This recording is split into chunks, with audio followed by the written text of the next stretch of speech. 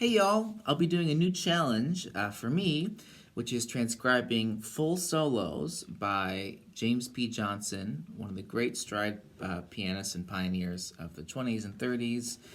He wrote the Charleston, which was, if you know anything about the Roaring Twenties, was the dance craze, or one of the many dance craze, one of the big ones of the 20s. So he wrote that. And later on I'll be doing some Willie Blind Smith and U.B. Blake and Fats Waller and stuff. But I'm going to start with James P. Johnson, and I'm going to be sharing a little bit of what I learn each day. So I'm going to be, what's transcribing? Transcribing is the act of learning a piece of music or part of a piece of music by using our ears and a recorded piece of music, which might involve music notation, but not necessarily. And in fact, I won't be writing anything down or looking at anything written down until I know that I know what I'm trying to learn from the record. So as a tool to help me learn, I might write some stuff down later, but only after I figured it out by ear. It's a very difficult skill, but we can train our ears to hear all kinds of harmony and melody and stuff that we might not be able to hear without that training. So it's a really good skill, and it's very hard.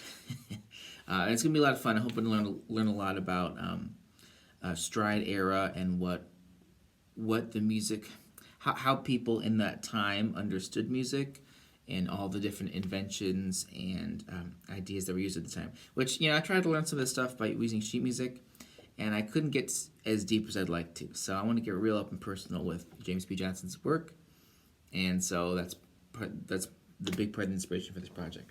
So I'm going to start with Blues for Jimmy, which is a James P. Johnson tune. I gotta look that up. It might not be, but he recorded a great tune called Blues for Jimmy, and I got started transcribing it last night, listening to it over and over and over, and then I found one spot, just the ending is all I got so far. But it's just very pretty how he wraps this up. Very classical harmony here. This is like harmony that you'd see in your music theory textbook. It goes.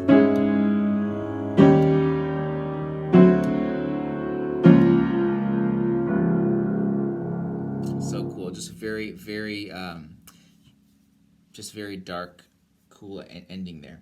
It's in C sharp major at that point, but he's descending this flat six interval in octaves down to the third. So E sharp there, or if you're in D flat, you call it F. While this movement is happening 4, 5.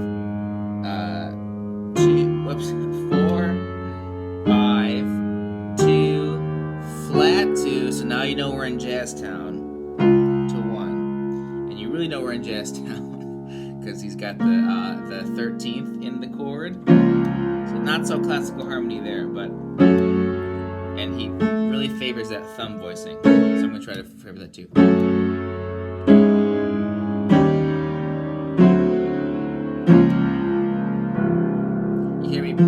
That voice a little bit more. That's kind of how he does it. So these are the things that these are the questions that are trying to be answered by transcribing. It's the literal notes and the rhythms that he's playing are in some ways less important.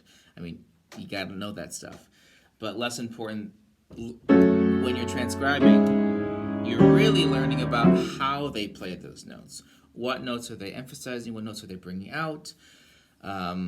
All that stuff, as opposed to just trying to figure out what would look good on a piece of paper, right, in sheet music. Which is why people that really get really into transcription don't write anything down until they really know it up here and here.